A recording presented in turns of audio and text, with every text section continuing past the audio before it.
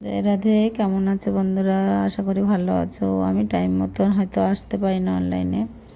যাই হোক, আজকে একটা অন্যরকম দেখো, দুই ভাই বোনের যুদ্ধ। লুচির ময়দা আমার বর রেখে গেছিলো গরম গরম ভেজে দেওয়ার জন্য, ওদের ঘুগনিটা রেখে যায়। এবার আমি বললাম, তোরাই নিজেরা লুচিটা ভেজে খা। এবার দেখো যুদ্ধ, ও একা একা লুচিটা তৈরি করবে। আমার ছেলে ওকে সাহায্য করার জন্য ও মোটে রাজি নয়, বেলুনটা নিয়ে নেওয়ার জন্য তেজ করে উঠে যাচ্ছিলো।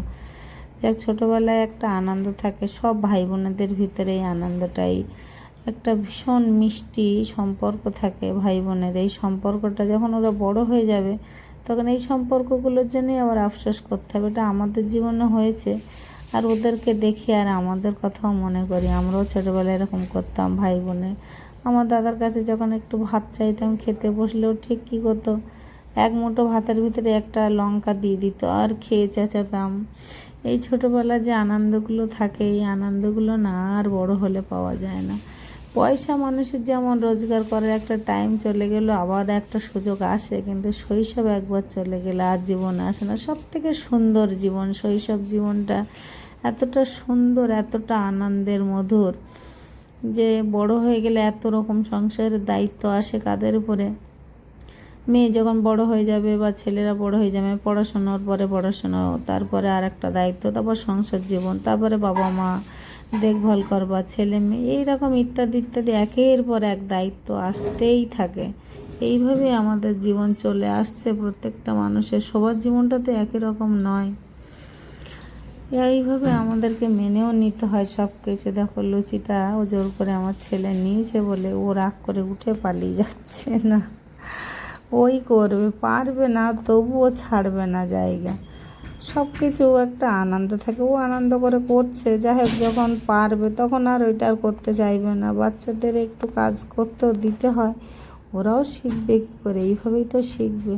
রাগে দেখো কি রাগ, আবার না দেওয়া পর্যন্ত এলোই না। বেলুনটা কীভাবে কেড়ে নিল। দেখো লুচিটা যখন বেলছিল, আমি এসে দেখলাম যে সুন্দর গোল হয়েছে। কীভাবে হয়েছে আমি মাথায় বুঝতে পারিনি। দেখে একটা বাটি দিয়ে ও বেলুনটা বাটিটা দিয়েও সুন্দর করে লুচিটার উপরে শেপ দিয়ে গোল করে কেটে নিল।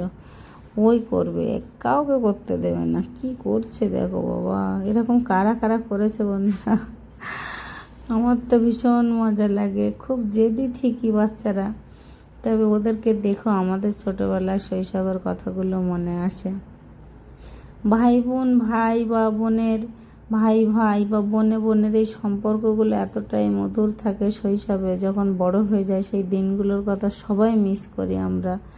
যাক, এই দিনগুলো আর ফিরে আসে না। তখন ছেলে মেয়ের ভিতরে নিজেদেরকেও খুঁজে নিতে হয় সেই আনন্দটা। এইভাবে চলে আসছে, এইভাবেই আমাদেরকে সব কিছু মেনে নিতে হবে। এখন বাবা মা ছত্রছায়া আছে, ওরা ওদের দায়িত্ব থাকে শুধু পড়াশোনা করা, সেটাই ওরা করতে চায় না। এটাই হচ্ছে কষ্টের। পড়াশোনাটা যদি ঠিকঠাক করে করে সবই ভালো লাগে, সেটাই করে না। এটাই হচ্ছে কষ্ট, যে আমরা যেটা করতে পারি না ওরা সেটা করুক, কিন্তু ওরা সেটা বোঝে না। সময় যখন পার হয়ে যায়, তখন সেই সময়টার জন্য আফসোস করতে হয়। এটা প্রত্যেক মানুষের ক্ষেত্রেই হয়, আমার তো হয়, আর কারো হয়েছে কিনা জানি না। যখন পড়াশোনার জীবন থাকে মনে হয় যেন এটা ভীষণ কষ্টের, ভীষণ খাটনির।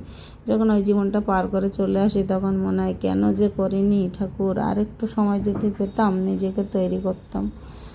যাই হোক, এখন আফসোস করি খুবই, যে সেই জায়গাটা আর তো ফিরে এলো না। তা যারা আছো ওই জায়গাটা, তারা প্লিজ এই জায়গাটা, এই সময়টাকে নষ্ট করো না, আর কিন্তু কখনোই ফিরে আসবে না।